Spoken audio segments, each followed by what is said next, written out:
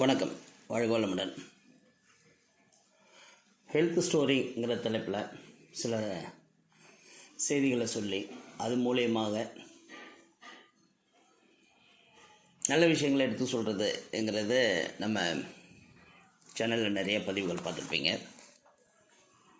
அதில் குறிப்பாக மனநலம் சார்ந்த பதிவுகள் நிறையா இருக்கும். இதே போல் இப்போ சமீபத்தில் சிந்தனை, இந்த கால பிள்ளைகளுக்கு நிறைய வரலாறுகள் தெரிய வேண்டும். குறிப்பாக வாழ்க்கையில் உயர்ந்தவர்கள் அதுக்கு தகுதியாக தன்னை எப்படியெல்லாம் மாற்றிக்கொண்டார்கள்ங்கிறத கொஞ்சம் எடுத்து சொல்லணும்னு சில புத்தகங்கள் படித்து கொண்டிருந்தேன். அதில் ஏற்கனவே ஒரு பதிவு நம்ம டாட்டா அவர்களை பற்றி இருக்கும். அதேபோல் டாட்டா சால்ட் பற்றி ஒரு பதிவு இருக்கும். டாட்டாவோட முடிவெடுக்கும் திறன், எப்படி எல்லாம் அவர் முடிவெடுப்பாருங்கிறத பற்றி ஒரு பதிவெல்லாம் உண்டு நம்ம யூடியூப் சேனலில். இருந்தாலும் இப்போ இந்த சிந்தனையில் நல்ல வாழ்க்கையில் முன்னுக்கு வந்தவங்களோட சின்ன சின்ன ஷார்ட் ஸ்டோரியாக சொல்லும் போது அது யாரோ ஒருவருக்கு ஒரு உத்வேகத்தை கொடுக்கும்ங்கிற நம்பிக்கை எனக்கு. அதனால் யார்கிட்ட இருந்து ஆரம்பிக்கலாம் என்னொன்னே முதல்ல டாட்டாங்கிறது என்னோடய சாய்ஸாக இருந்தது. அதனால் டாட்டாவை பற்றி கொஞ்சம் பார்க்கலாம். நம்ம ஜேஆர்டி டாட்டா அவர்கள்ட்ட ஒருத்தரை கேட்டாங்க, உங்கள் வெற்றிக்கு எல்லாம் என்ன காரணம்னு நீங்கள் ரீசன்ஸ் நீங்கள் கோட் பண்ணுறீங்கன்னு கேட்டோன்னே,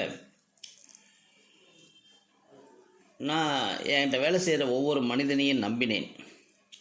யாரிடம் எப்படி வேலை வாங்குவது என்பதை நான் கொஞ்சம் கூர்ந்து என்னோடய எக்ஸ்பீரியன்ஸில் கண்டுபிடிச்சேன். அது ரொம்ப இம்பார்ட்டன்ட்னு நான் நினைக்கிறேன். நன்றாக வேலை செய்ய மற்றவர்களை அப்ரிஷியேட் பண்ணிகிட்டே இருப்பேன். நன்றாக வேலை செய்பவர்களிடம் அவர்களை அவங்க போக்கில் வேலை செய்ய விட்டுட்டு நடுவில் போய் நான் டிஸ்டர்ப் பண்ண மாட்டேன். என்னோடய கருத்துக்களை திணிக்க மாட்டேன். அது மட்டும் இல்லாமல் எப்போதும் நான் ஃப்யூச்சர் எப்படி இருக்கும் ஒரு பிஸ்னஸ், அது எதிர்காலத்தில் எப்படி இருக்குங்கிறத யோசித்து அதுக்கு தகுந்த மாதிரி செயல்பாடுகள் செய்வேன். அது மட்டும் இல்லாமல் மக்களுக்கு இதில் ஏதாவது ஒரு நன்மை இருக்குதான்னு சொல்லி அந்த சிந்தனையும் என்கிட்ட இருக்கும். இதெல்லாம் தான் எனக்கோட வெற்றிக்கு காரணங்களாக நான் நினைக்கிறேன் என்ன சொல்லியிருந்தார். சரி, இப்போ இந்த ஜேஆர்டி டாட்டா பற்றி பார்க்கும்போது ஃபோட்டோலாம் பார்த்திங்கன்னா கொஞ்சம் வெள்ளக்கார மாதிரி இருப்பார். ஆனால் யாருக்கும் அது பெருசாக புரிஞ்சதில்லை. ஏன்னா இவர் ஒரு பெரிய டாட்டா ஸ்டீல்ஸுங்கிற ஒரு பெரிய குடும்பத்தில், பணக்கார குடும்பத்தில் பிறந்தவர். இவரோட பிறப்புங்கிறது ஃப்ரான்ஸ் தேசத்தில், பாரிஸில். ஏன்னா அப்பா தான் டாட்டா குடும்பத்தை சேர்ந்தவர், அம்மா ஃப்ரான்ஸ் தேசத்தை சேர்ந்தவர்கள். அதனால் அவரோட பள்ளி படிப்புங்கிறது அங்கேயே தான் முடிஞ்சது. அது மட்டும் இல்லாமல் அங்கே 21 வயசு வரைக்கும் அங்கே தான் இருந்தார். அப்படி இருந்தவர் டாட்டா குழுமத்தில் ஒரு தலைவராக பொறுப்பேற்கும் போது அவருக்கு 21 வயசு. அப்படி எடுத்த கொஞ்ச நாள்லேயே அவருக்கு நல்ல கடுமையான ஜுரம். டாக்டர்லாம் சொல்லிட்டாங்க, ரெஸ்ட் எடுங்க வீட்டில், நீங்கள் ஃபேக்ட்ரிக்கு வர வேணான்ட்டு. அப்போ ஜேஆர்டி டாட்டா பொதுவாக என்ன பண்ணுவாங்க, ஜூஸ் குடிச்சிட்டு சாப்பிட்டுட்டு படுத்து தூங்கிட்டு இருப்பாங்க. ஆனால் அவர் அப்படி செய்யலை. பெரிய பெரிய பிஸ்னஸ் புக்கெல்லாம் கொண்டு வந்து வச்சுக்கிட்டு படிச்சுட்டு இருந்தார் வீட்டில். இதை பார்த்துட்டு அவரோட சிஸ்டர் கேட்டாங்க, என்னப்பா இந்த மாதிரி ரெஸ்ட் எடுக்க சொன்னால் இப்படிலாம் படிச்சுட்டு இருக்கிறியே என்ன? அதுக்கு அவர் சொன்ன பதில், நான் பிறந்தது பெரிய டாட்டா குடும்பத்தில் பிறந்திருக்கிறேன், அதற்கு தகுதியானவனாக என்னை மாற்றிக்கொள்ள வேண்டும் என்று சொல்லி, நம்ம அப்பா அம்மா தாத்தா பாட்டம் தான் சொத்து சேர்த்து வச்சுட்டு போயிருக்கானே, நம்ம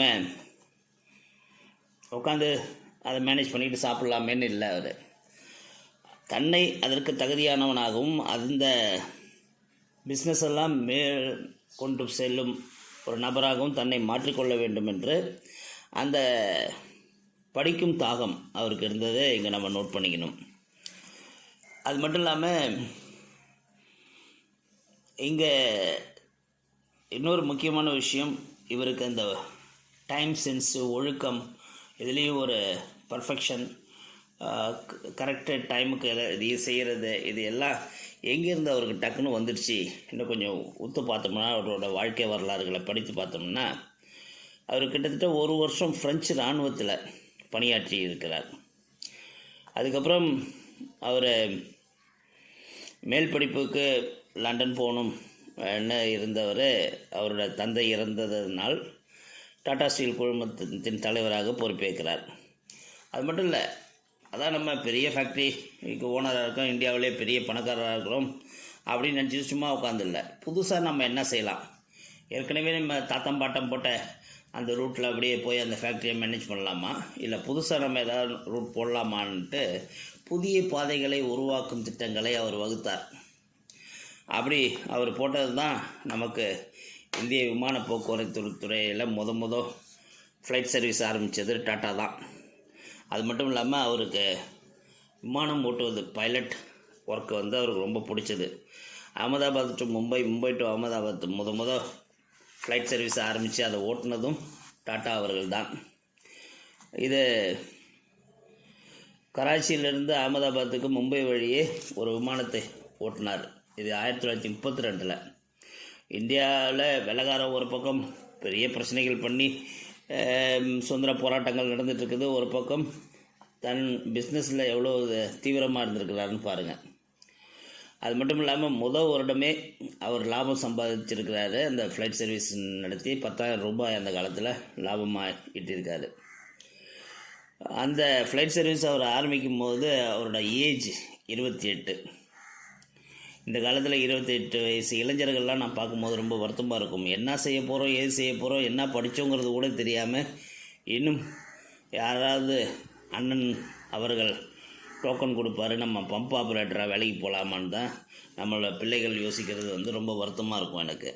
அதனால் கொஞ்சம் இந்த மாதிரியான உந்து சக்திகளாக இந்த மாதிரி பதிவுகள் உங்களுக்கு உண்டாக்க வேண்டும். நீங்களும் முயற்சிகள் செய்ய வேண்டும்.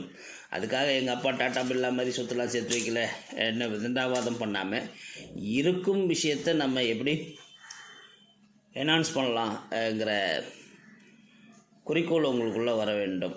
அதே போல் நம்ம இந்தியாவுக்கு அணுசக்தி என்கிற ஒரு விஷயத்தை எதிர்காலத்தில் தேவைப்படும்ங்கிற ஒரு நோக்கில் ஹோமி பாபாங்கிறவரை வச்சு, ஒரு சயின்டிஸ்ட்டை வச்சு 1945 அவர் தான் டாட்டா தான் உருவாக்கியிருக்கிறாரு.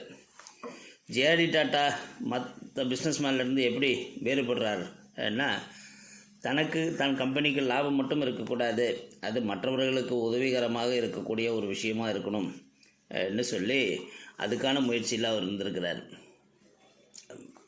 இப்படி ஒரு நபர் இந்தியாவில் கிட்டத்தட்ட 89 வயது வரைக்கும் பிஸ்னஸ்மேனாக இருந்தவர், சக்ஸஸ்ஃபுல் பிஸ்னஸ்மேனாக இருந்தவர் என்ன ஜேஆர்டி டாட்டா. அவருக்கு நம்ம உயரிய விருதான பாரத ரத்னாலாம் கொடுத்துருக்குறாங்க. நம்ம இளைஞர்கள் அவற்றிலிருந்து தெரிஞ்சிக்க வேண்டியது, எவ்வளோது பெரிய விஷயமாக இருந்தாலும் படிப்புங்கிறது மிக அவசியம் தன்னை உயர்த்து கொள்வதற்கு. 2வது, எதையும் ஒரு க்ரியேட்டிவாக திங்க் பண்ணணும்.